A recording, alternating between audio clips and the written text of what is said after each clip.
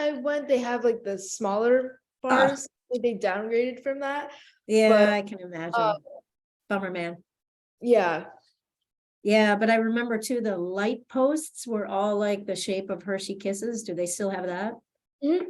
That's super cool. Yeah, they just don't do as many factory tours as they used to. Like, again, when I was little, we did a factory tour of Betty Crocker kitchens, which was really cool because you could watch people in there like developing recipes. And the coolest thing was actually Tonka trucks, and people probably don't know Tonka trucks anymore, but it was toys, and you could go right on the floor of the factory where they're stamping out the tires, and I'm sure probably some kid got his hand cut off or something, and so they stopped doing it. But factory tours were really cool. So do you go to Hershey for the amusement park, or do you go through the tour? Mostly the amusement park, because last time I went with FBLA. I don't know if you know them, Future Business Leaders America. Sure I do, yeah. Yeah. For states, they host Pennsylvania States at Hershey. So cool. I went last time, and yeah, it was really fun. That's cool. And it still smells like chocolate? Yeah. Oh God. That would be like, sorry, dream come true for me. Kind of addicted. Yeah. So how many, I'm only seeing you, Scarlett, but I'm sure that there are other people. My parents are right there. We're in the background. Hey there. Hi. Hi, background. Okay, well, I don't know, Janelle, I don't know if you, oh, now I see how many participants, yeah. Yeah, Janelle, so we're at about 25, and I was going to say we have a couple people still joining, but I think that we could get started, and I can continue to let people in as they arrive. Okay, all right, that's cool. So I guess I'll go ahead and do that then. Konnichiwa. My name is Karen, and I'm the student life manager here in Kyoto, and thanks everybody for coming. I'm going to go through this presentation quite quickly so that it gives you as much time to ask questions as you need. So please do not hesitate to ask questions. There's no such thing as a stupid question, and I will answer to the best of my ability. And we have other people here, Janelle from CIE and Carlos from CIE, and they can also hop in to answer questions. All right, so anyway, I guess I'll just go ahead and get started. Thanks again for coming. This presentation is called Destination Kyoto, and you can see here, there's a slide in Fushimi Inari, a very famous place in Kyoto. So when y'all come, you can go here. This is a photo that was taken just before Corona. In fact, most of the slides that I have photos just before Corona. But in any case, so I have, come on, man. I tested this earlier and it was, there we go. Okay.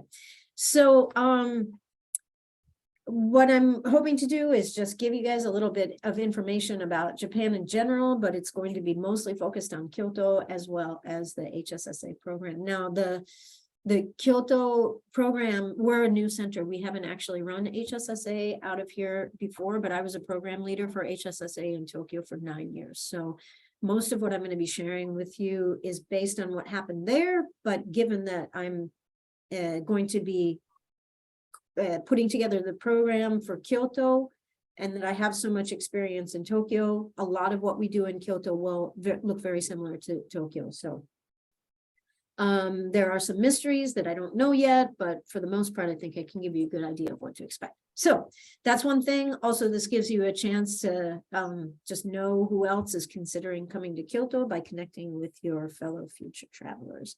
So before we start, if you don't have your name in the chat as your first and last name, please do that. And then you can add a 1 or a 2 based on whether or not you're thinking about coming to the first session, which starts in June, or come to the second session, which starts in July. So I'll give you just a couple seconds to do that. And the reason that helps too is because if y'all make a question in the chat, then I actually get to see who you are. So for example, I am seeing right now that number 1, Eric Parrish, thank you, is thinking about session 1, cool. And then this presentation gets recorded and uploaded to YouTube so that people who couldn't join now can watch it later. So it's up to you whether or not you have your camera on or off. If it's on, then you get your 15 minutes of fame on YouTube. So let me just give you guys just a tiny bit to change your names, okay? I'll just sit here and look pretty.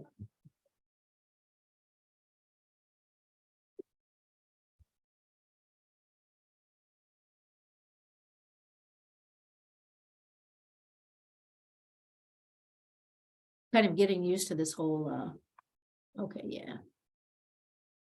This whole Zoom thing. All right, cool. It seems like a lot of people have already done that. So I'm going to keep going so that I don't have to ask y'all to wait. Okay, so there we go. So this is where the Kyoto Study Center is located. It's very close to Osaka. You can get to Osaka within about 40 minutes on an express train. You can get to Tokyo from Kyoto in about 2.5 hours on a bullet train. So here's where the magic happens. And in terms of people that make that magic happen, Carlos, he's our RDO, the regional director, as well as our interim director right now. We are in the process of getting a new center director. And here's me, and here's my lovely coworker, Akiko-san. So we're the people that will help you when you're here. We're also going to be hiring some new staff. And then I have some trivia questions for you. I forgot to number the answers, but anyway, we'll just call it a 1, 2, 3. So here's the bullet train. And this is actually the city of Kyoto. You see, Kyoto is a big city surrounded by mountains. So why do you think the bullet train was developed in Japan? 1, to cut down on congestion on highways. 2, to fulfill a campaign promise, or 3, to move people during the Olympics. Just type 1, 2, or 3 in the chat. I'm sorry, there's no prizes. I will admit that, except bragging rights. You're more than welcome to have those. And if you don't want to do the trivia, that's okay. But anyway. Ooh, lots of answers.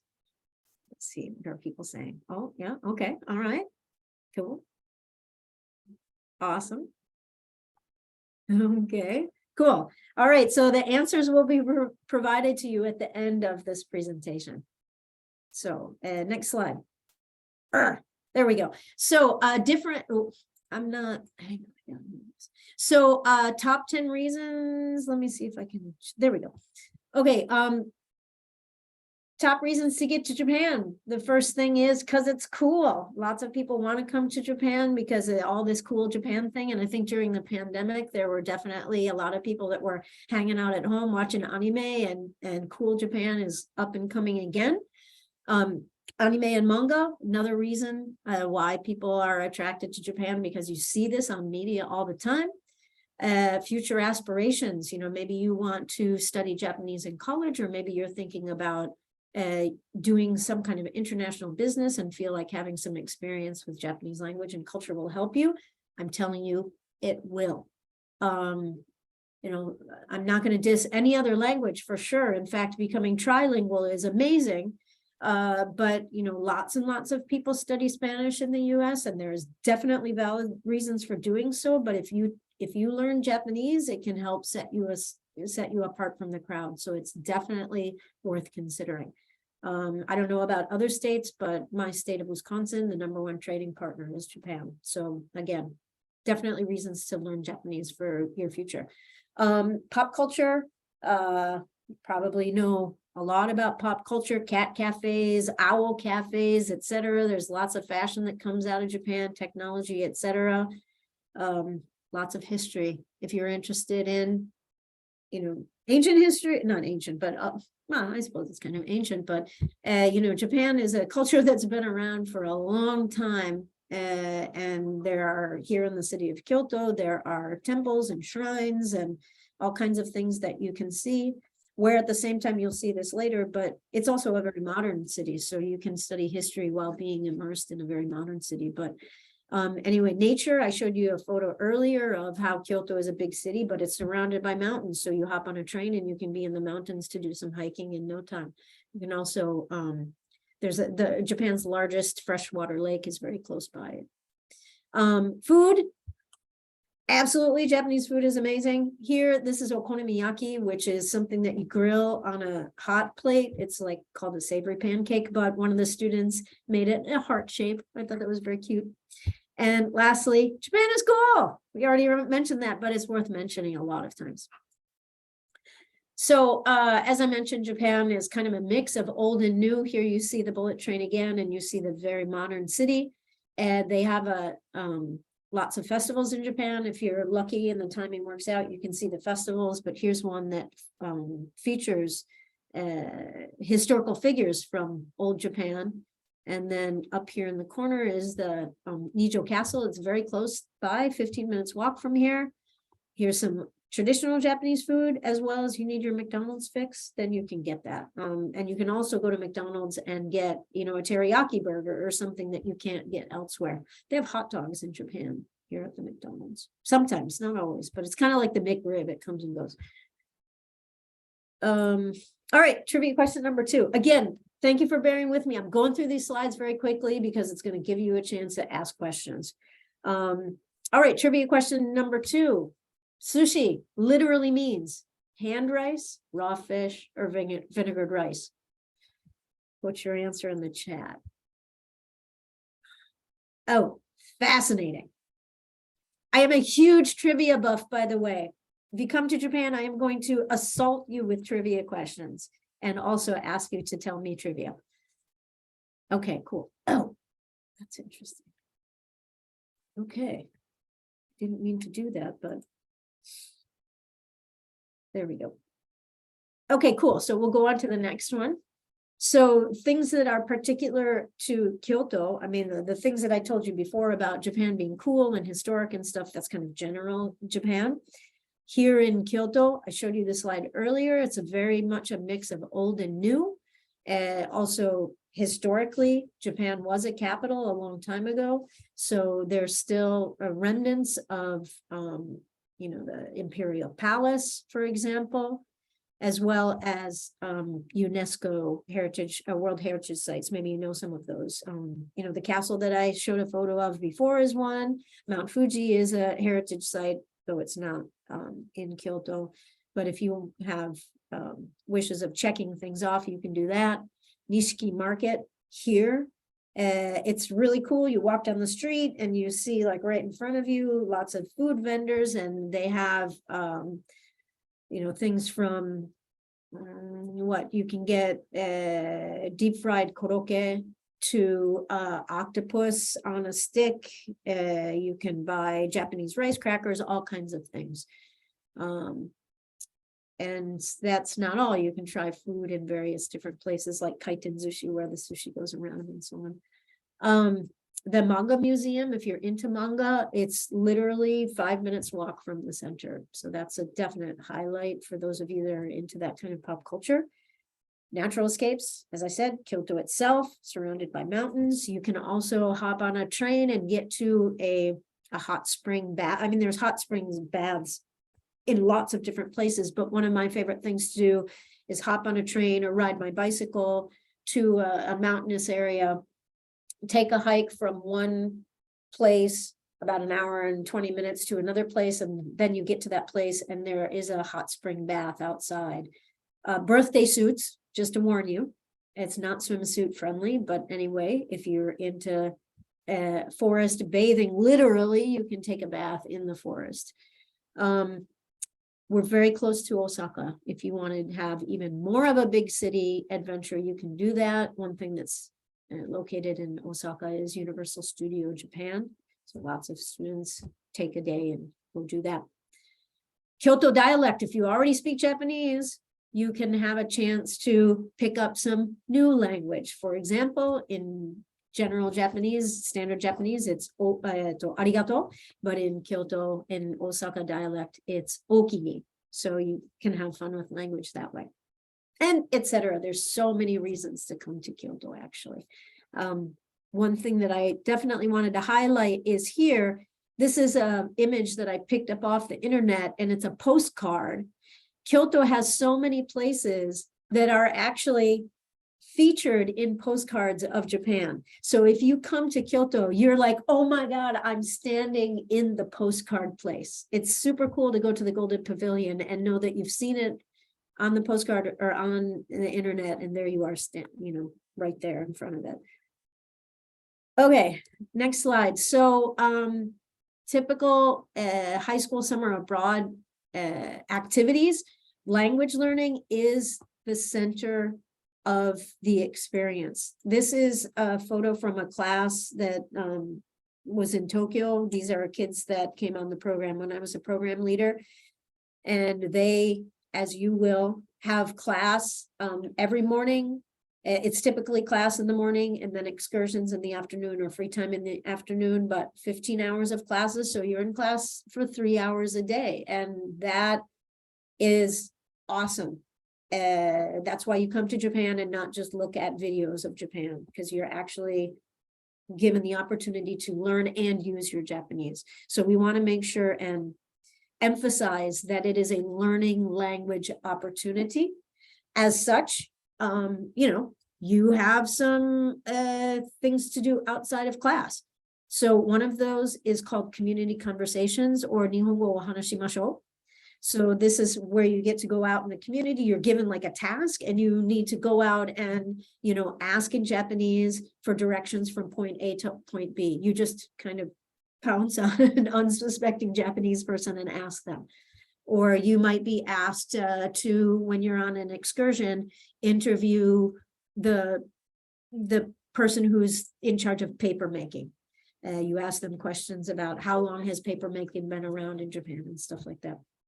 As I said, there are definitely things that you do outside of class. We call these opportunities to solidify your learning. That's homework, basically. So maybe you keep a journal or you do some kanji practice, stuff like that. And as I said earlier, so there are cultural activities and excursions. We often have these kinds of things. They're not every day because we definitely want to include free time for y'all to explore. But many of the cultural activities and excursions are tied to what you're doing in class. So maybe you're talking about shopping in class, expressing what kind of clothing you need to buy. And so then the excursion would be to a shopping area. And then the community conversation is tied into that. Do you have this in pink, for example? And then excursions are bigger things. Those are maybe a day trip to Nara, or we also are planning an overnight excursion. Like I said, free time to explore, definitely. Janelle, just checking in. We're doing okay? Technology wise? Okay. All right. And then here's another question for you, trivia question. Hang on. So this photo, by the way, is Yokomichi Sensei. She was with us in Tokyo, and she taught calligraphy to us. The question is not about kanji, though. It's about hiragana. So the basic writing system of Japanese is hiragana. How many characters? Go ahead and take your guess. Super easy question for some of you that already know Japanese.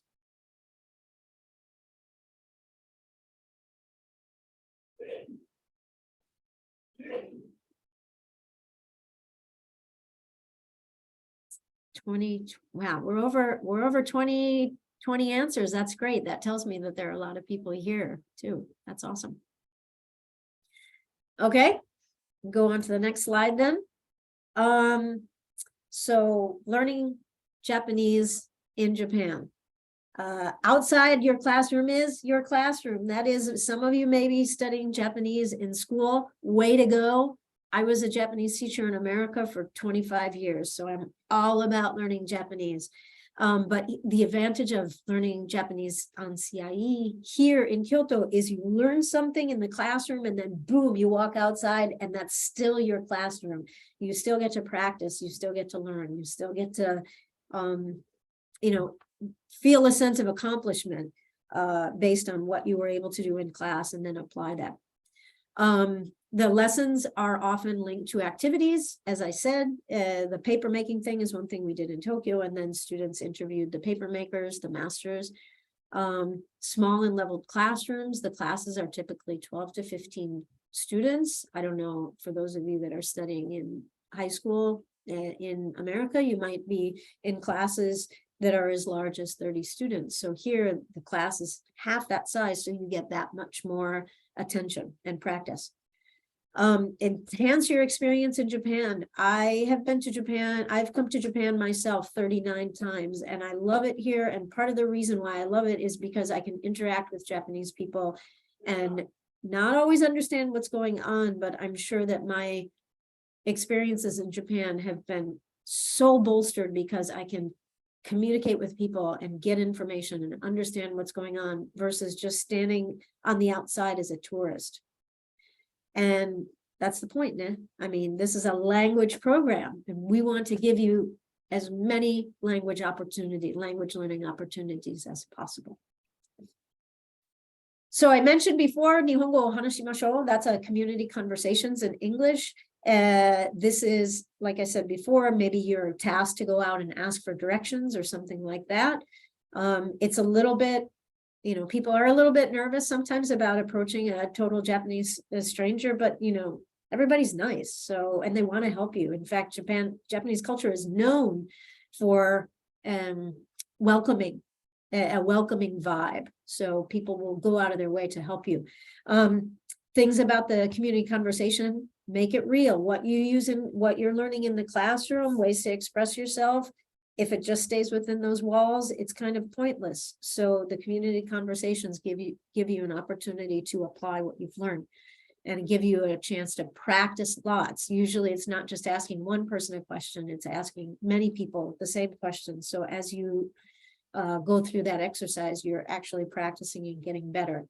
And I've included two of my mottos from when I was teaching Japanese. One is, if you want to learn to speak Japanese, you got to speak Japanese. You can't just read about it. You can't just think about it. You can't just watch videos. You have to speak it in order to learn to speak it. So that's what the community conversations are for.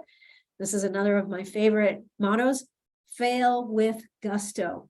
If you're going to go out there and you're going to try something, do it big and fail big, but learn big. It's okay to make mistakes. That's how you move forward. This, by the way, is, we were on the train recently, this photo. We have 3 sisters on the program right now, a college program. And this woman just came up and randomly started talking to the girls. But this is a good depiction of what you will be doing with community conversations. People may talk to you, but we're asking you to enjoy talking with them as well. All right, another trivia question. The Kyoto area is particularly known for, I gotta move you guys around so I can see, green tea, pickled vegetables, or tofu sheets. In English, it's called yuba. Here's an example of yuba. And yuba is actually made, it's a byproduct of making tofu. When you make tofu, then you kind of get like a skin on the top, and then they scrape that off and they make these tofu sheets. So people in Japan eat this, but is it necessarily associated with Kyoto? What do you think? 1, 2, or 3?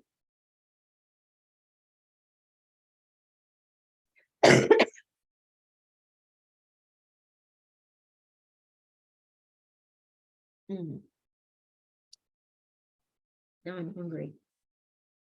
Okay, we'll go on again. Okay, so I mentioned earlier about activities and excursions, and they are tied to class often in some ways. If we go to a ramen making workshop, it's not necessarily tied to class. But we do our best to try to make the link there. But in any case, you're always going to have something that's tied to Japanese culture. If you want to go out and do like a trip to, we don't take you to Universal Studios Japan, but if you go there, you can definitely see that there are some things that are very unique to Japan that are happening at Universal Studios. So no matter what you're doing, whether it be one of these formal excursions or activities, you're always learning about Japanese culture. As I said, by the way, usually the pattern is language classes in the morning and then some kind of activity or free time in the afternoon. And then some of you that are studying Japanese might know this word han, but a han is kind of like a group. In Japanese schools, kids are clustered. You know, typically speaking, in a class, a homeroom class might have 40 people. And then within that, maybe you have 8 groups of 5 kids, and those are called han. And so we also split the groups into han, so that maybe Han 1 goes to a tea ceremony, and Han 2 goes to the bamboo forest, and Han 3 does calligraphy or whatever, so that not all people are doing the same thing at the same time, because there's just so many of you, and we want to give you a chance to have a smaller group experience. And so yeah, in the afternoons after class, usually, sometimes things are a whole day, if we go to Nara, for example, or overnight. So I'll explain about the pictures here. We recently took a trip to a Japanese high school, and the high school students spent time in their han, actually, teaching the CIE students various Japanese things, like this is called kendama, and some did calligraphy, and some did Japanese card game, and so on. This is close by here. We went very early on, after the students arrived, to a shrine that is known for it houses the god of learning. So we went there so everybody could send off wishes for a successful educational experience. And this is Nara. Maybe y'all know that Nara is famous for its deer park. So this would be a day-long trip versus just in the afternoon. And okay, so next is your living quarters while you're on the program. We are expecting quite a number of you, actually, which is awesome. I'm glad to know that Japan is so popular. To have everybody in a homestay for the whole entire program, we're working to try to make that happen. The reality is, it is likely to be a hybrid of living arrangements. We don't know how this is going to work yet, and luckily we have lots of time to figure it out, but it may be kind of on a rotation basis where you have a homestay weekend, and then the rest of the time you're in a hotel. And we're reaching out to universities to see if their dorms might be available. In any case, we're working on making arrangements, so you can expect a number of different, or possibly a couple of different living experiences.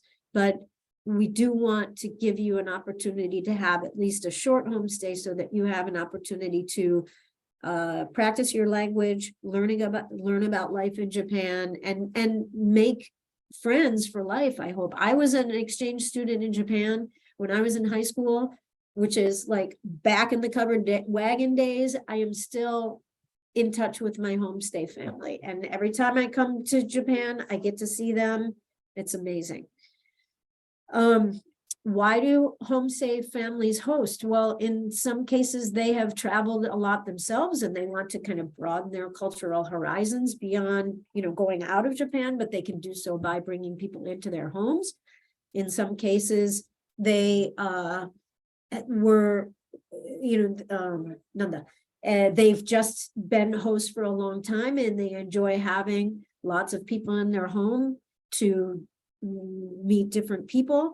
In some cases, we have people that are hosts that are teachers themselves, teachers of English sometimes, so they can help navigate the language things by using Japanese as much as possible, but they also know that they can help out in English.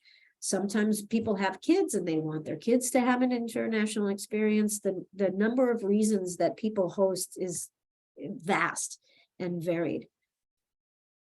Tips for success, certainly after it's decided that, when you decide to come to Kyoto, we are going to have a pre-departure orientation, so you'll get more information about tips for success in your homestay family then.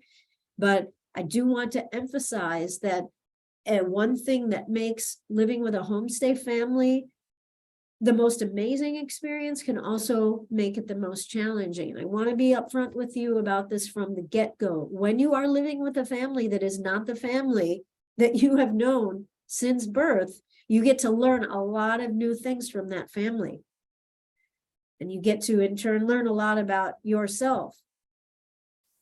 And sometimes the things that you learn about yourself is that at home you're allowed to be a slob, but in Japan you're not allowed to do that. So there are sometimes challenges living in a homestay family when you come in just dropped into that family and they haven't gotten a chance to get used to your idiosyncrasies. So it is definitely an opportunity for you to,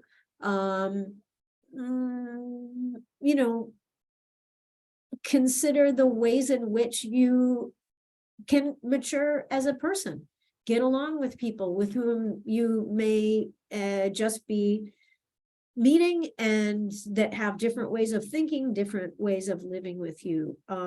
It can be stressful, as I said, because if you're used to, taking 30-minute showers, that's not gonna be a thing in Japan. You can't do that. But then you realize, you know what, I can survive on a 5-minute shower. So just, again, want to be upfront with you about that. Okay, so next trivia question. It's kind of long. But in Japanese, somebody says you have something on your head because you're hiding your real intentions. What is it?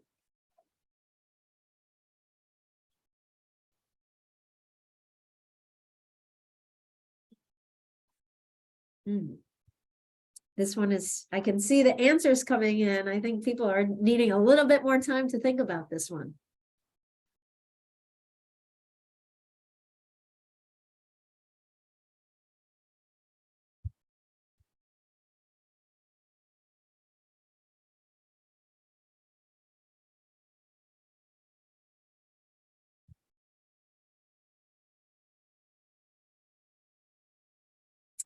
Okay, let's go on to the next slide.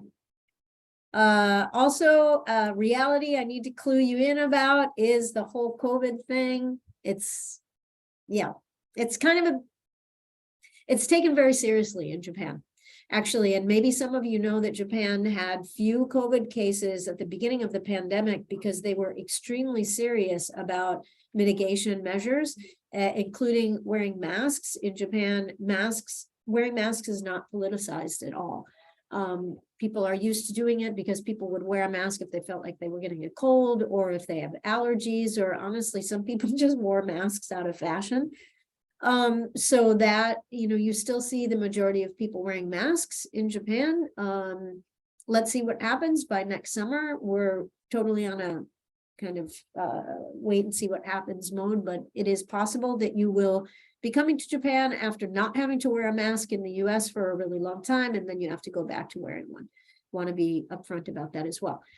Japan's COVID numbers, very low in comparison to other places. They are having what's called the eighth wave right now. And in Japan, if they get, well, I heard today that there were 80 deaths yesterday, which is very, very low comparatively, but they take it that seriously that, it's sometimes making the news now. It's not on the news as much as it used to be. But we're going into colder weather. Once it gets warmer, that those numbers should dip down. At some point a couple of years ago, the number of cases in Japan was actually less than 100, which again goes to show you how seriously they take things here. Required and expected mitigation strategies. Again, we'll see what it's like in the summer, but it's possible that y'all will be wearing masks in the classroom. You will not be expected to wear a mask at your homestay family if that's, where you are. You won't, of course, be expected to wear a mask in the hotel if you're in it'll be twin rooms if you're there, but you won't be expected to wear a mask then. The biggest question is what's going to happen in the classroom. Just to explain a little bit about the slides that I have here. So, social distancing is a big deal in Japan still. Here you see, again, lots of people still wearing masks. If I go outside, I still see most people wearing masks. Not everybody. There are some Japanese people who have stopped wearing them outside. You still need to wear them in the train and in stores and so on. You find hand sanitizer everywhere. People are using it religiously. And then lastly, here is the current policy about wearing masks in Japan. That again, you have to wear them inside. Well, when I say have to, I want to also explain that not only is mask wearing in Japan not political, but it's also not regulated by the government. People wear masks because they feel it's the right thing to do. So people do wear masks inside. Outside, if you're in an area that's not crowded, then the Ministry of Health has said you don't need to wear a mask.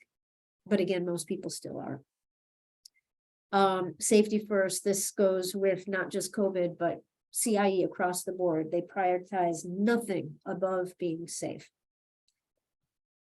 Okay, so almost done with the slideshow. Next steps, CIE is having a raffle. So if you apply by December 1st, you can enter in for a free flight. Who doesn't love free?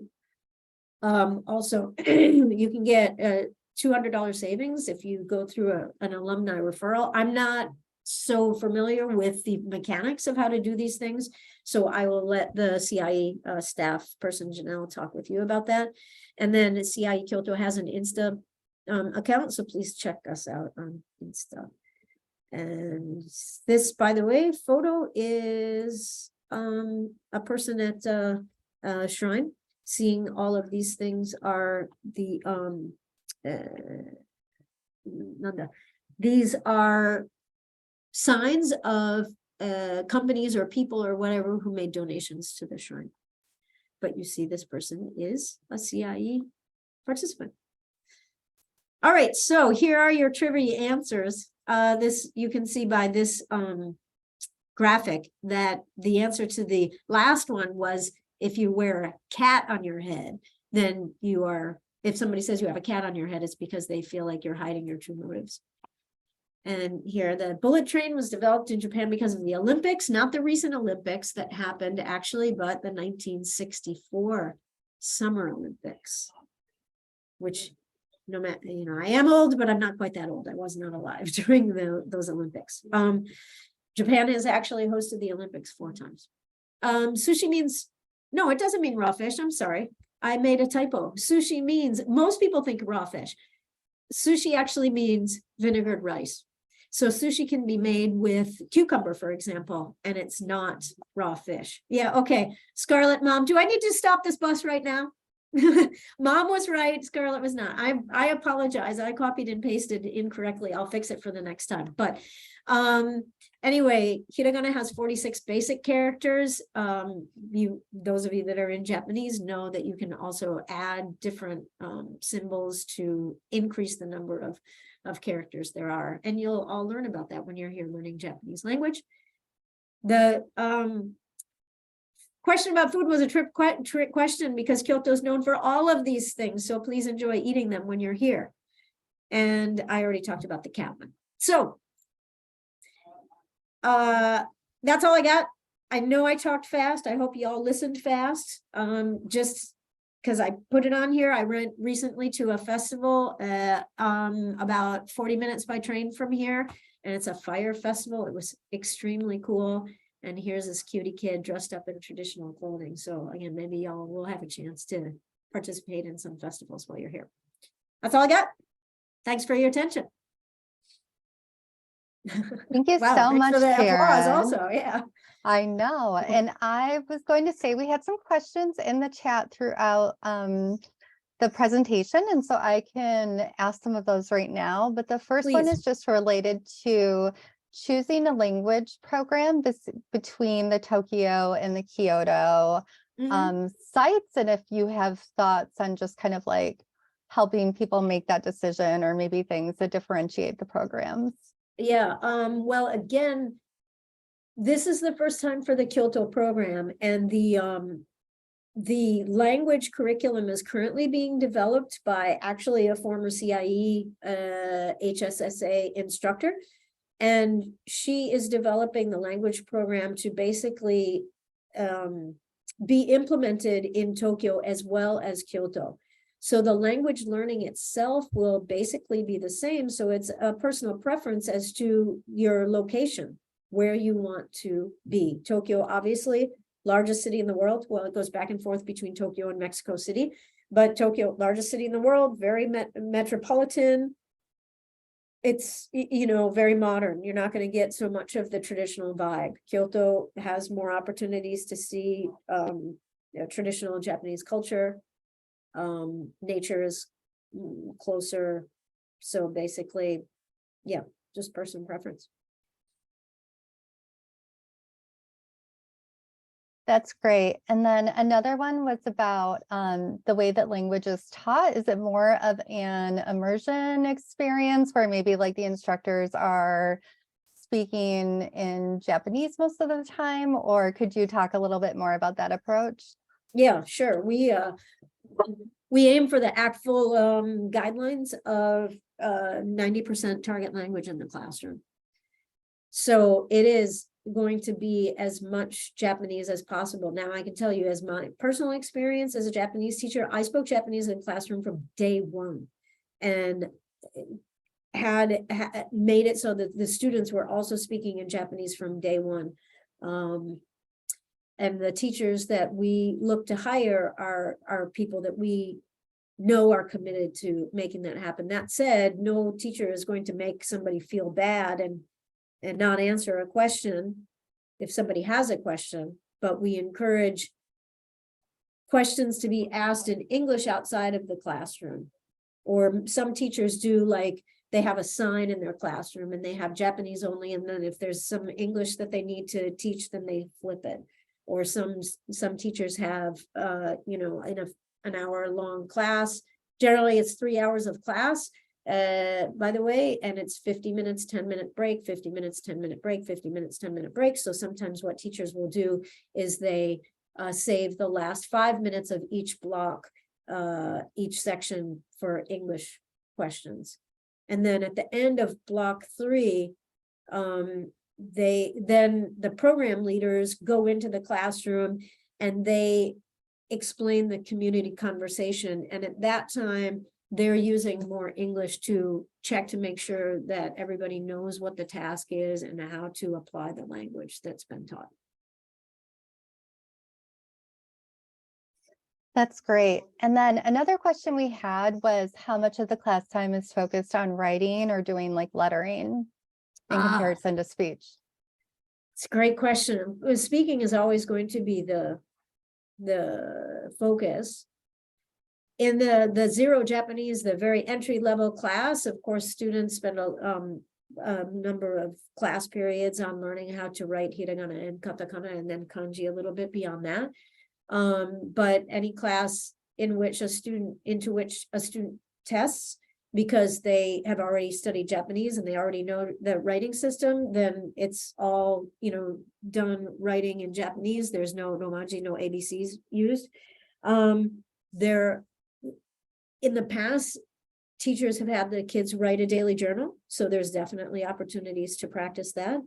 In terms of writing, I mean, they've used some self-developed materials as well as textbooks, and the writing opportunities practice comes up according to what's in the textbook. I hope that answered your question. And really, it comes down to, it really is dependent on the level. People that are in higher levels are going to spend more time reading and writing. And I mentioned, by the way, levels. So when you get to Japan, you have a very cursory test of your language abilities so that you can be appropriately placed into the level. Yeah, one thing about the language, how we approach it is that we do a pre and post stamps test, and the stamps test kind of like helps assess language ability, but what it also gives you is kind of like a way to see the growth that happens on the program. And I wrote this in the chat earlier, but on average, students, especially if they are in like the more middle levels, will typically, and you can correct me, I know it's not called middle levels, but intermediate levels typically see up to like a year's worth of growth that they like the equivalent of a year of high school. And so that's pretty awesome. Well, and I Um, really want to, oh, I'm sorry. Oh, no, I was just gonna say, I think like immersion is just so magical and having that Yes. like time devoted. Mhm, Well, at the end of the day, the person that's driving that bus is you. mhm. So, you know, if you're like, I really want to go to Japan, and yeah, I know I have class in the morning, but whatevs. What I really want to do is go out and have fun and eat Japanese food and stuff. I get you, but you're not going to see the growth that you're aiming for within your language. It's a hard work sometimes to learn language. I've been doing Japanese for 30 years, and I just actually talked to somebody about private lessons because I'm not yet satisfied with my language levels. It is a language learning program, and we expect you to take that part seriously. And if you do, you will definitely reap the benefits. And again, you know, how many people do you know that really can speak Japanese? That was, for me, that was the reason that I was so thrilled about coming to Japan in high school. Yeah, that's what I was going to say. I also had a host family that I'm still in touch with 25 years later, but I do Where think were you? like the host family, I was in New Zealand, so not Cool. focusing on language, but it is such a great experience. Yes, if I'm sorry, go ahead, Janelle.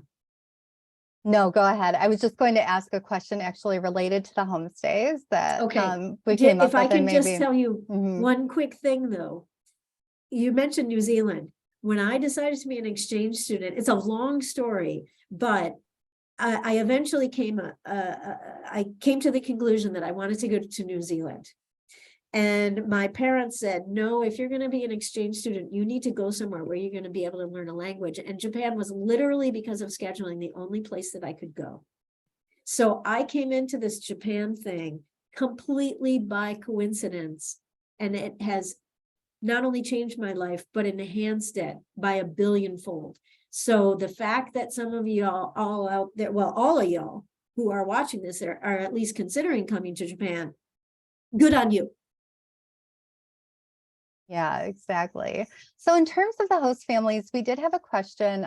Someone just asked about maybe a little bit more detail on what to expect in terms of host family. I know you said that right now it's a little bit like you're trying to look into this further, so you probably don't have all of this information yet, but like you had mentioned, I think that students may spend some of their time in a host family and some in a dorm, et cetera.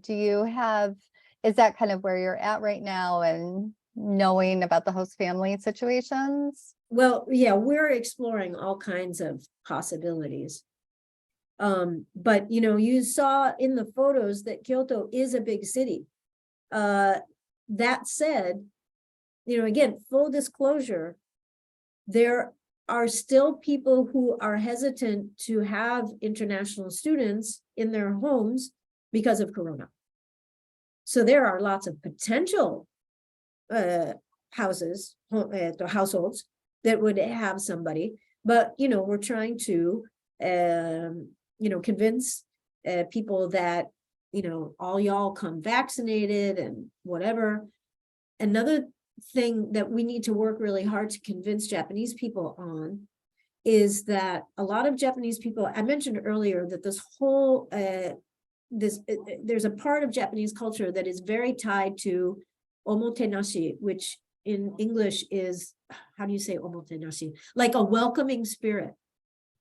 And Japanese families typically who want to host, they are really committed to having this wonderful, welcoming environment for you. And again, full disclosure, some Japanese people are nervous about that because they feel like, oh my God, you know, we can't take our guests every day to some, you know, touristy spot. So what we're trying to do is convince, well, we work with a homestay agent, and that homestay agent, you know, we're really working hard to convince them, to convince potential families that you all are not coming to be wined and dined. Well, no wine, obviously. Okay. But you're not coming to be treated like a king or queen. You are coming to experience the daily life of a Japanese family. So the more we are successful in convincing people just open up your home. It's just like a relative is coming. You're not going to go out of your way to do anything super special. You're going to do some special things, but it's not like you're going to, roll out the red carpet. The more we can convince families to do that, the more opportunities that you all will have to be in a homestay. And at the very least, we hope that we can do a kind of, like I said, rotation kind of thing, where everybody gets to experience a homestay, but it might not be the full thing.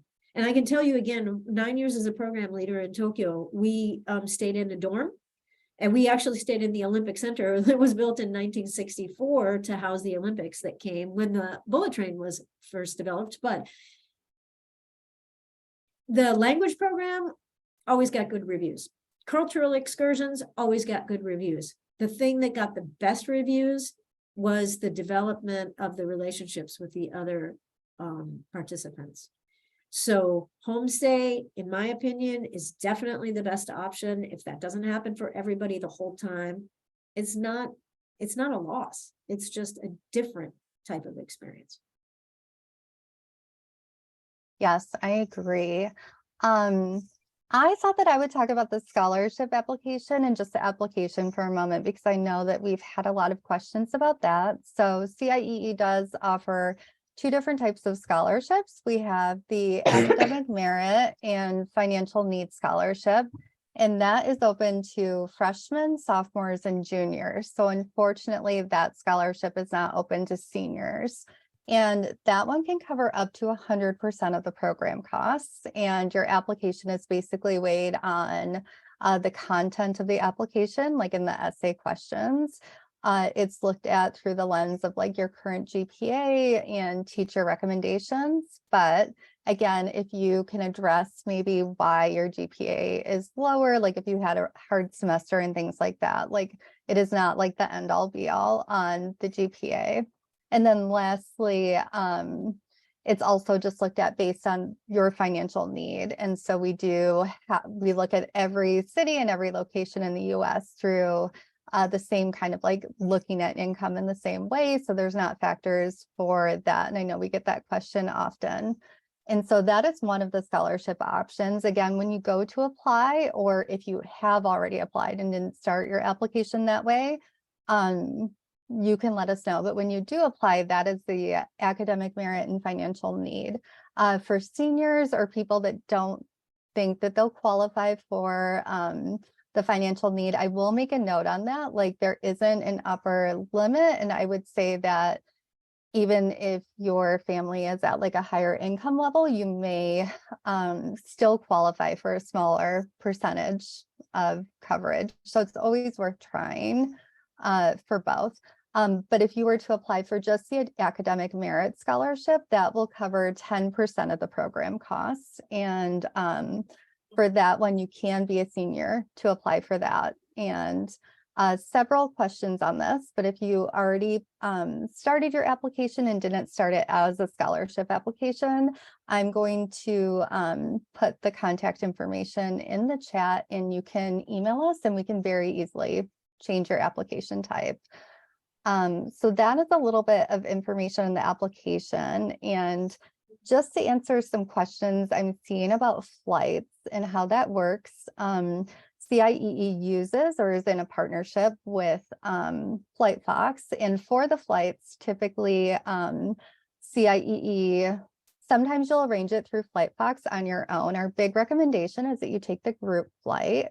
That gives you an opportunity to meet other people in the program, and you would fly with a CIEE staff member or program leader. And so that information does not come out until after all the scholarship announcements are out. We typically start that process in April, and you'll be provided with all the details and like how you would organize those flights. But I was just checking really quick at the questions I have noted. Oh, and the flight for the program is not included in the program fees. And so the program fees basically cover everything related to the program. So if you go to a museum during the program, like your admission would be covered, your transportation during the program, your meals. We did have a question, Karen, about spending money, and maybe you could talk a little bit more on that aspect. Love that question. here's my suggestion about that. Y'all have a huge advantage about spending money that I did not have when I was in high school because the internet wasn't even a thing. Now you go on the internet and you're like, oh, I want to go to Universal Studios Japan. So you look up the costs. You think, oh, I love fast food. I want to try, Mosbada, which is a Japanese fast food place. You look at their menu. You want to buy a used kimono. You look online. So you can get a sense of how much you need in terms of spending money a lot by looking stuff up on the web before you actually come. Spending habits are so very individual that I'm loath to say, oh, plan on $100 a week and you'll be fine. I can't say that, to be honest. So I'm super glad to get that question. I don't mean to be nebulous about the answer, but I'm loath to say any amount, because what if I shoot high in terms of your spending habits? What if I shoot low in terms of your spending habits? The best thing that you can do is do some research ahead of time. That said, the yen is very weak right now. I'm getting paid in yen, but for you all, it's great. Okay, so your dollar is going to go farther. Typically, let's see, if I go out to lunch, it's going to cost me 800 yen for lunch. So that's right now, what, $6.50? And let me think. A movie in Japan, movies are expensive. It's going to put you back. So now it's going to be $20 to see a movie in Japan. What else? Universal Studios Japan or Disney. It's going to be out $70. Bottle of water, 75 cents.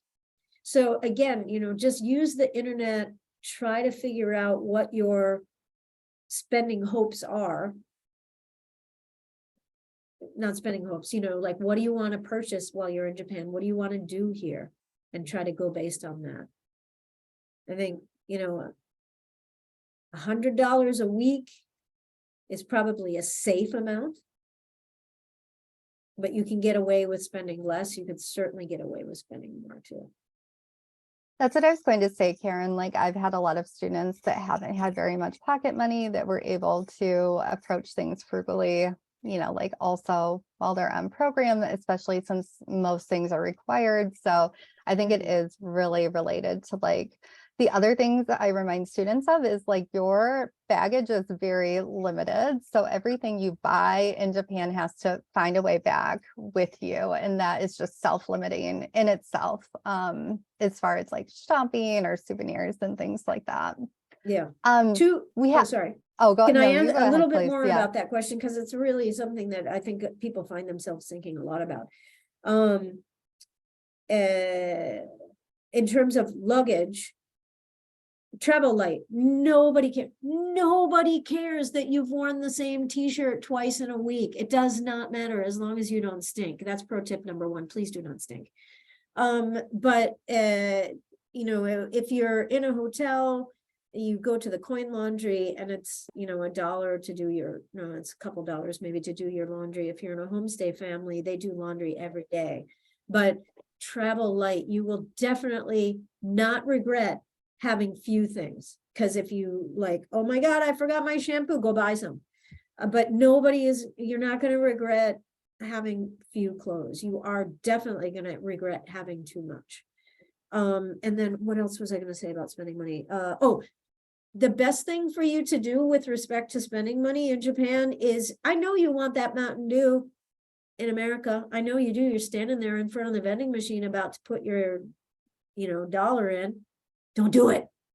Save your money and get a fun drink while you're here instead.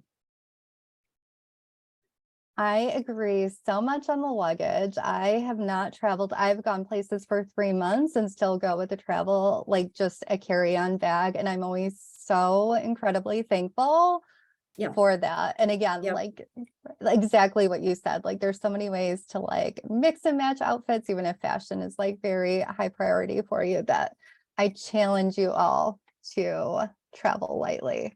Yeah, and if people show up with like 2 suitcases, then the cost of the extra luggage charge, it's all on you. CI won't cover that. Yeah.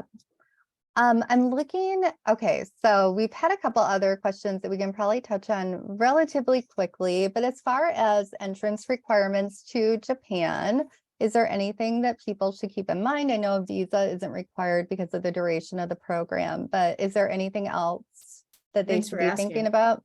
Yeah, if that's related to COVID, man, I hate you, COVID, but anyway, that's the only negative thing you're gonna hear me say this whole time. Right now, as long as you have 3 vaccinations, that is 2 vaccinations and a booster, you can come into Japan and you don't have any quarantine or anything like that. You also don't need an on-arrival PCR test. Well, you don't need that, and you also don't need a pre-departure PCR test. Hang on, there was some, what you do need to do is you need to download a couple apps on your phone that allow you to upload proof of your vaccinations. If you do not have 2 vaccinations and a booster, then you have to have a PCR test before you leave Japan, and you have to have it within 72 hours of your departure. And they can range from anywhere. So now, like, I paid $30 for mine before I came back to the States this summer, or from the States this summer.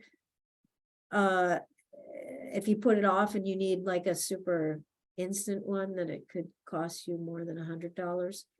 So thinking, if you're waffling about your vaccine, then getting a vaccine, at least from the standpoint of entering into Japan, would be a wise choice. The IEE currently does require a vaccine, like a full, like Johnson & Johnson, if you're over 18 is 1 dose, but for any others, it's the 2 doses. There is vaccination exemption requests, but that is always based on country entrance requirements as well. And every country is approaching this differently. So as we approach this, we get asked a lot about booster shots. It's good to watch and see what the entrance requirements are for Japan, and Yes, make booster. the assumption that they might be the same. And so, yes, in this case, like Yeah. a booster is required, the same for South Korea last year. So that was additionally our minimum requirement is to be vaccinated with at least like the first 2 doses of Pfizer or Moderna. In addition, we have to also follow whatever a country requires clearly for entrance. What about tsunamis and earthquakes? Is this something someone asked if they should be concerned or thinking about this?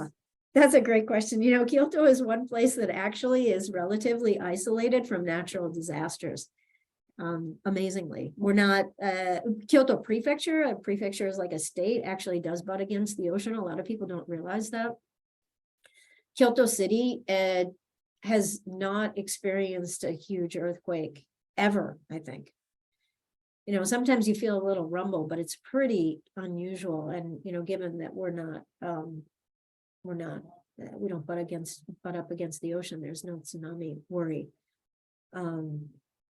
Yeah, pretty safe from natural disasters here in Kyoto. Tokyo has had, bigger earthquakes for sure. Tsunami. I don't think Tokyo proper has ever had a tsunami issue. Perfect. And what about, can you talk a little bit about supervision? We've had several questions. People have asked, basically like on weekends, like you had mentioned Universal Studios, like they asked, like, do you have to go with a program leader or a host family?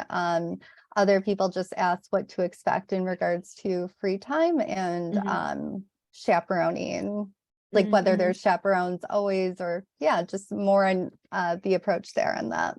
Okay, yeah, well, as I mentioned before, CIE takes the idea of safety very, very seriously.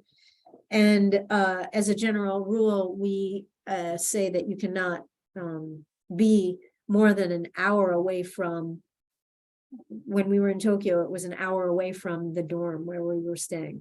So people were able to travel, but they had to be able to get back within an hour. Now, if we have a homestay situation, things are going to be a little bit different. So we have to think about how we're going to navigate that. But in any case, students are, if it's a if it's what am I trying to say? Like students generally are asked to travel in at least a group of 3. And then to send us a photo of their group and let us know where they're going. Again, that's when we were based in a dorm.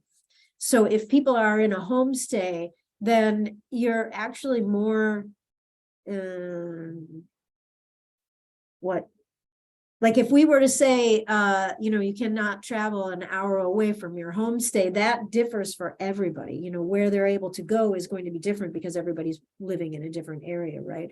So you are responsible for making sure to absolutely be in contact with your homestay parent or parents. By the way, when I say an hour away from your homestay, because Kyoto, it is a big city, but we're really trying to get as many homestay families as possible. It is possible that you could be up to an hour. Our rule is within an hour of the classroom. So we don't have space here at CIE Kyoto to hold classes. We have to get rental classrooms, but your homestay, if you have one, if it's a homestay from which you would be commuting to the classroom, will be within an hour of the classroom, but it could be 59 minutes, 59 seconds, because that's how far we're trying to cast our net. But getting back to the supervision question, it really depends on the activity too. If we are, for example, in the morning in class, and then we go off on an excursion, and there's if we do the cultural activity, and then in the neighborhood, then we say, okay, y'all have 3 hours to go explore on your own, and then we're meeting back here to take the public transportation or take the bus back to the center. That's a perfect example of when you have to be in a group of at least 3 people, and you have to communicate to us where you're going to be, and you take photos of yourselves so that we know who you're with. And we actually have a lot of fun with that. We turn it into a contest, and we encourage people to do really goofy photos, and then we give prizes. Yeah, hopefully that answered your question. That was really helpful. And I'm trying to look for common questions. What about, do you know where the overnight trip is for this program? I know most programs have like a day trip and an overnight trip. Yeah, we're looking at Hiroshima, because the Peace Park, we want people to know about what happened there. So that's the most likely scenario. Awesome. And some people have asked about contacting home while in program, and I can talk a little bit about that. Our approach is you can certainly be in contact with home. We do encourage families to minimize that contact, just because it does help with kind of like the immersion experience and just like getting settled into a new place. We encourage students not to be on their cell phones and constantly be in touch with home and Instagram and all of those different things, just because, like in some ways it does take away from you being really present where you're at.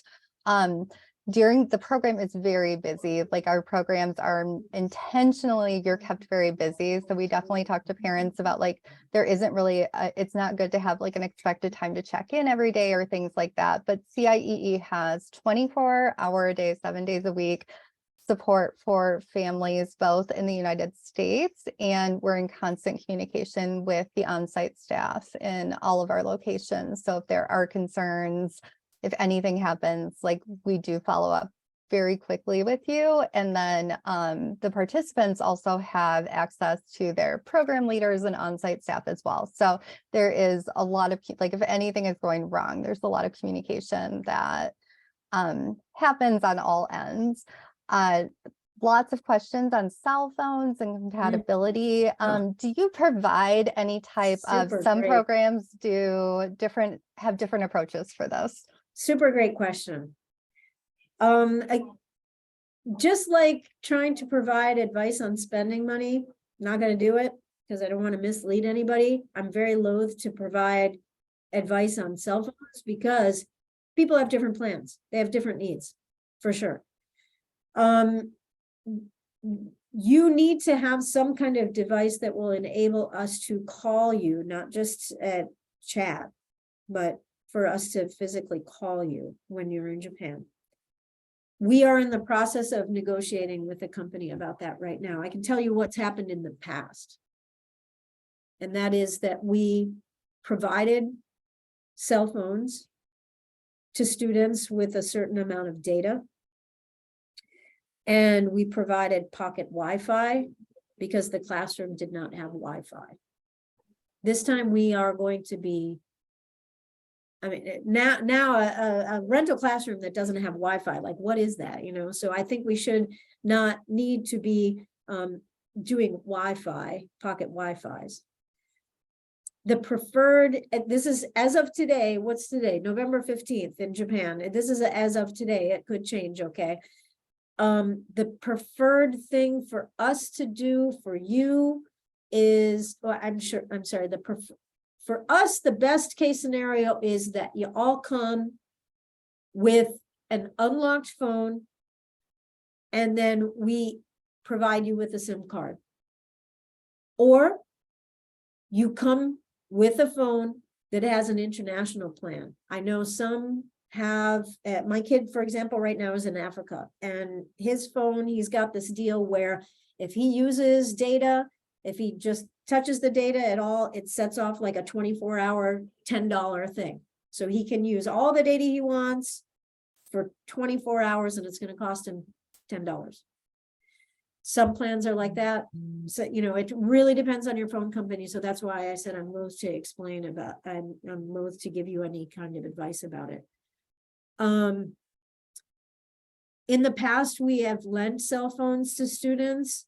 We're probably not going to do that again unless somebody doesn't have an unlocked phone, because we had, to be honest, people dropped their phones and then they had to pay a lot of money to replace the phone. So if you already have an unlocked phone, or you can get your phone unlocked and use a SIM card that we lend you, or you have an international plan, that just makes things easier all around. The center, by the way, we won't have class here because again, it's small, but the center does have Wi-Fi. If you have a homestay, it's required that the homestay families have Wi-Fi. We find that a lot of students, again, like you do want to check with your phone company first on if your phone is unlocked. That just basically is whether you can use another SIM card in another place. A lot of times it's related to whether your phone is paid off, but that is a question that if you call your provider, they can tell you very quickly. So that is one consideration, but international plans can be expensive and different plans have different approaches. So it's good to kind of just have a sense of what that costs. But saying that, I will say that most students on the back end said that they maybe wish that they would have just used the Wi-Fi and not went for like the full all-inclusive international plan that I've talked to, if that provides you any additional context to think about, especially because you're so busy and on the activities you do have like the support of the program leaders and different people like to help kind of, you know, you're not using it for navigation or other things. So anyway, all things to think about. Yeah, and one other thing to add to that quickly, if I can, also related to the fact that in the past we lent people phones. We found that actually ended up being an inconvenience for people because they were so used to using their own phone that they mainly wanted to use their own phone and they didn't use the CIE phone. And when we tried to contact them via line, which is kind of like WhatsApp, which is our like #1 method of communication, they wouldn't see the messages because they only wanted to have their own personal phone in their pocket and they ignored the other one. And it actually got to be, like I said, an inconvenience for the students. So as much as possible, we encourage you to find a way to at least do research on how you can use your own phone in Japan. Yes, I would definitely second that. It really depends on just like your situations, your phone company, all of those things. I'm just skipping the questions. What about clothing wise? Do you encourage participants to dress in or to have considerations related to like clothing and appropriateness or approaching that in Japan? That person that asked that question, they get Student of the Day award. That's such a good question and so forward thinking in terms of cultural appropriate. Thank you for cultural appropriateness. Thank you for that. Japan is a more conservative country when it comes to clothing. Yes. Nobody wants to see your underwear, okay? And there are Japanese young people who dress in, you know, skimpy clothing, but it's not as common. And honestly, as a visitor here, you don't want to be showing too much skin, like a half shirt and stuff like that. Again, do you see it in Japan by Japanese people? Sometimes, but it's just not really culturally appropriate. A band t-shirt with a bunch of holes in it, not appropriate. And you know, when we go on some of these excursions, if we are going to paper making or we're going to a Zen temple or something for meditation, you need to dress in a somewhat conservative manner. Now, that said, I'm not asking people to wear, you know, business casual every day, because it's also freaking hot in Kyoto in the summertime. So what you're going to try to go for is something that's appropriate and yet cool. So, you know, you could do a tank top, but a spaghetti strap, probably not the best idea. For guys, you know, well, both. Shorts, fine. Really short ones, not so good. It does cut down on the luggage if you're bringing very skimpy clothing. I admit, I can tell you that. But another thing on that note too, well, let me tell you then again, in terms of what's appropriate. Yeah, a tank top is fine. Short sleeve shirt is fine. Shorts are fine as long as they're not too short. Baggy pants, don't do it. But also in terms of clothes, I want to mention about shoes. Travel light. Wear shoes that are comfortable. Don't bring 3 pairs of new shoes when you haven't broken them in and you're going to end up with blisters. Japan has a rainy season. You will get rained on. So when you come, I mean, I always suggest that people bring Tevas or some kind of other shoes that can get wet, Keens, etc. Also you want tennis shoes because you're going to do a lot of walking. Yeah. Mix and match clothes, mix and match with your shoes too, if you're concerned about coordinating with your shoes. And you can always, unless you have monstrous feet, you can buy shoes here if you find that you're really in a bind. We had a couple questions about staying before or after the program, and I can just comment quickly that CIEE does have a program release form. And for your parents, basically, like if they are okay with you typically staying after the program, but sometimes before, you can fill out this form and then those arrangements can be made. We also had questions about family visiting and or visiting people that you may know in Japan. So I guess on that, we do ask that family, like if you want to experience Japan together, that is something that could happen before or after the trip with the program release form. Like we had said, the programs are very busy for the entire 4 weeks. So I would not really plan or approach the trip as something like if you know someone in the area that you would be able to see them necessarily or see them for any great deal of time. It would need to be outside of program times. You'd have to have some approvals happen with family. You'd have to talk to on-site program staff, but that is just something to think about. And some other people asked about getting in touch with basically like other CIEE participants for the session that you're in.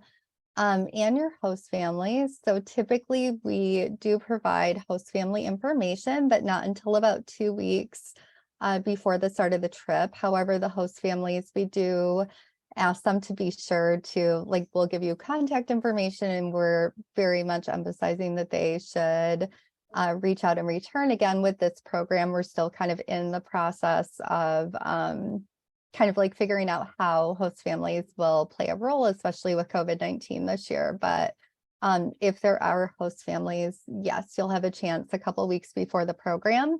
And then as far as getting in touch with other participants, we have an online kind of orientation process that's self-paced, but there is a messaging board on that. We often see students create like email groups or group chats before the program so that they can all get to know each other a little bit more. And then we also have a virtual orientation prior to the start of the program where you get to interact together. And then of course, like we talked about with the group flights and the chaperone flights, you also have that time, you know, like on the way to the program.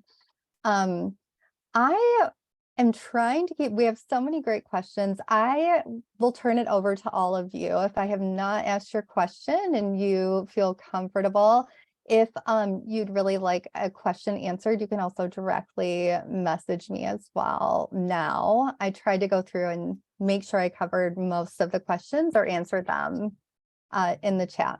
So if anyone wants to unmute and ask some questions, and then I think looking at the time, I know that we're over, but maybe we can do that for another 10 minutes or so. And I will, in the meantime, provide information on how you can get more, how you can get questions answered through your advisors or different resources online. So I will start posting some of that for you to continue exploring this program.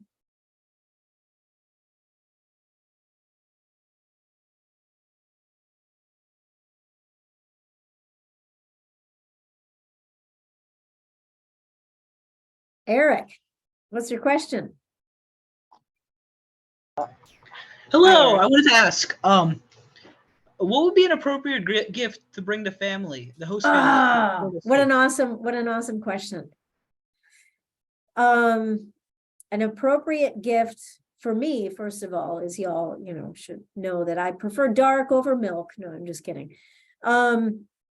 A gift for your homestay family, generally speaking, it's a thought that counts. It's not a monetary thing, you know, so much. So don't worry too much about that. But one gift that is for the whole family is a good idea. Something that is tied to you personally, and that has a story is the best thing ever. So for example, if you do pottery, you know, bring a piece of pottery. If you make music, you make a, you know, you make a recording of some sort.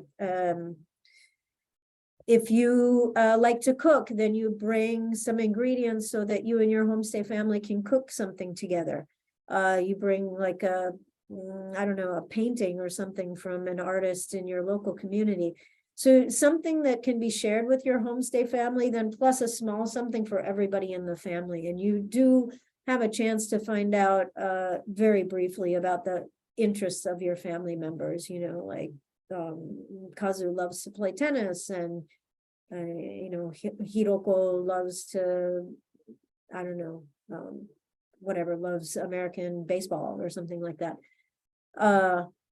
Yeah, and it's also a good idea just to have a few extra gifts just in case, like small things. I don't know, American fun size candy bars or something, because sometimes people help you out and you just want to show a little bit of appreciation. The thing about gifts is you don't want to, you know, bring, for example, one of those king size Tootsie Rolls and then give it to the family and say, here, cut a piece off for everybody. Individually wrapped is really important in Japan. And so if you bring food, for example, for everybody, well, if it's for the family, you could bring, I don't know. So man, trying to think of a good example. Like, okay, so for example, let's say you bring microwave popcorn for your family because your community is well known for microwave popcorn, and you bring microwave popcorn and a board game. Oh, board games also very great. Or card games or something, because it's interactive. That's another thing. If you can bring something that you can do with your family, it's great. But if you were to bring popcorn and a game for you to play with your family, it's not like each family member needs to get their own individual thing of popcorn, but you don't want to bring, again, like a pack of Oreo cookies, for example, and just say, help yourself. You would get like the Oreo cookies that are individual lunch size packs or something like that. That said, Oreos are a big thing here, so that's not a recommended gift in any case. But, and then in terms of wrapping, I said individually wrapped is really good. If you bring a gift for everybody and you don't wrap it, but you bring like gift bags and what do you call it, tissue paper, and have that flat in your bag, and then when you get to Japan, you kind of create your packages. That's much better than risking the wrapping paper getting all mackled. Food is always good, by the way. Food is the best gift, and then something that they can display in their house. Thank you.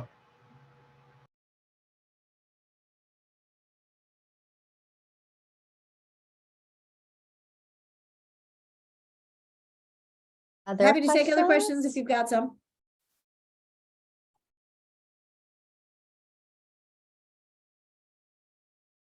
We covered a lot tonight, Karen. That was so informative and great. I'm sure everyone Good. is very appreciative. I am dropping the program information. It looks like Kim has a question right now into the chat as well. Go ahead, let her rock, Kim. Hello. So I was wondering about the souvenirs. Do I pay it with my own money, or You mean is if you it buy things here in Japan? Mhm. Yeah, that's a spending money thing. okay? Thank you.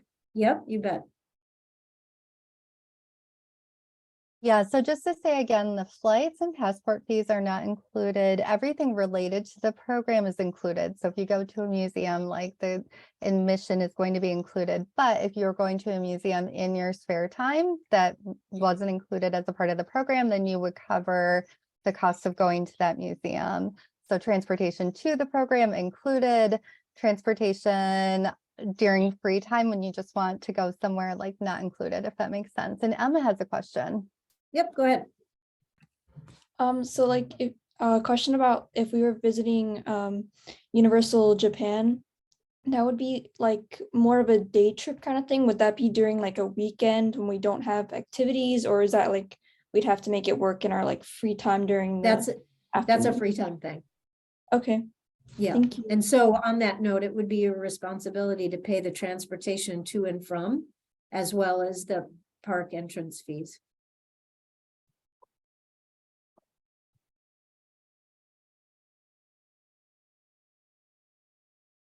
Any other questions?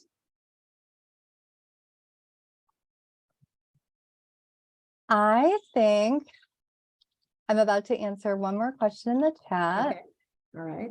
I think we covered so much great information. Right now, I am also adding the email address. This email address looks really generic, but it's actually sorted to the advisor based on your region. So every state in the US and international countries have different advisors. I do Illinois and Ohio and Indiana. So hello in Michigan where I'm at, which I should have included first. So again, like every program, there are people associated and all those emails go right to that person's account. So it is really good to get in touch with that person. They can give you so much helpful insight on the application process. And if they don't know answers based upon like on really specific on-site information, we're able to look into it. So I dropped that email in the chat. I put the link for all the programs in Japan. I know there was a lot of questions about thematic programs in Japan and other destinations. So I encourage you all to take time to look at the blogs, to their sample itineraries. There's a lot of really great information on the website. And the last thing I wanted to mention is Japan, just so everyone knows, is our most competitive and popular program. So it is good to keep that in mind, especially when you're applying for scholarship programs. We do our best to get everybody to their number one choice. But I did want to mention that because I know there's a lot of interest in Japan as well. So just to add That's that great. last So thing. on that note, you're talking about it being competitive.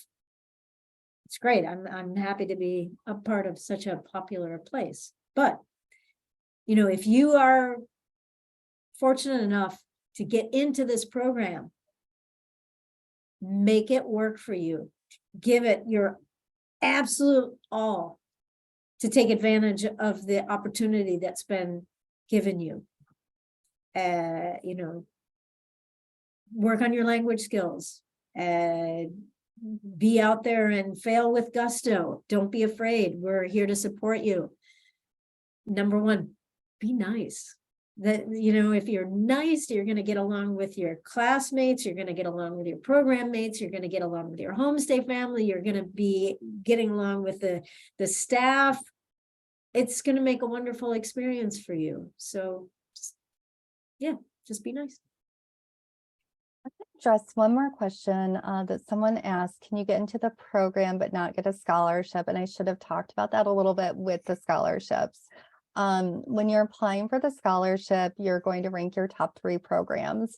There is definitely a chance, so it is a scholarship, it is a competitive scholarship, that you may not get a scholarship award at all, or you might not get a scholarship award in the amount that you had hoped. We do offer a lot of full scholarships. CIEE has the biggest scholarship fund in the US for high school students, 5.4 million. It's truly amazing. But yes, you might not get a scholarship. I know the rates last year were pretty impressive.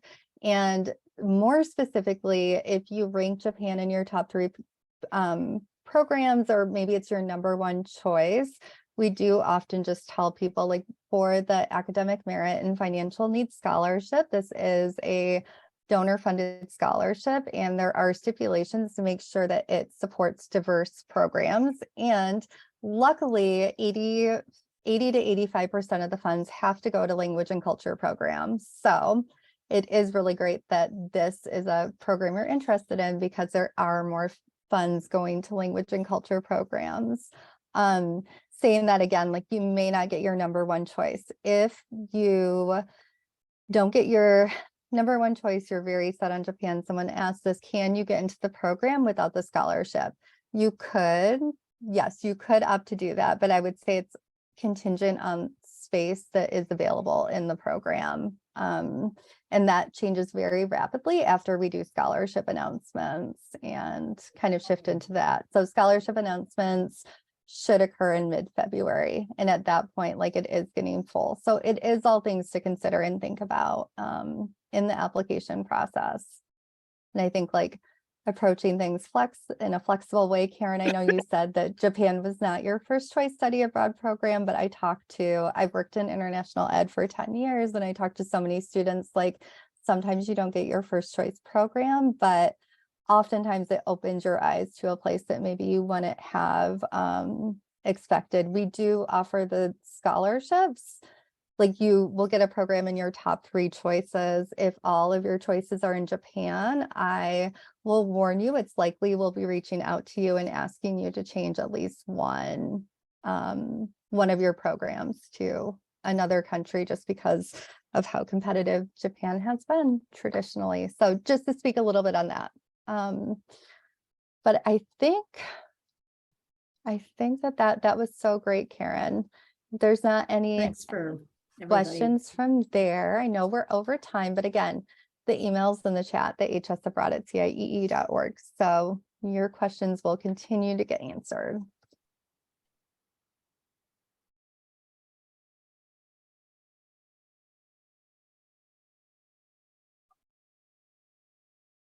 You're getting lots of things in the chat. This was really helpful.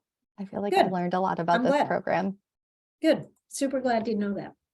Awesome.